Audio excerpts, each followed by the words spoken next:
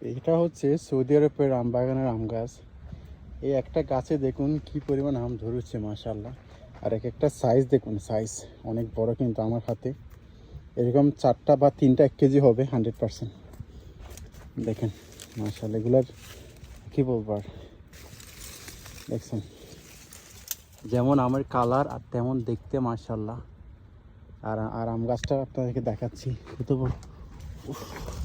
Wow, এই হচ্ছে সেই আম গাছ, ঠিক আছে, যেটা আপনারা দেখছেন।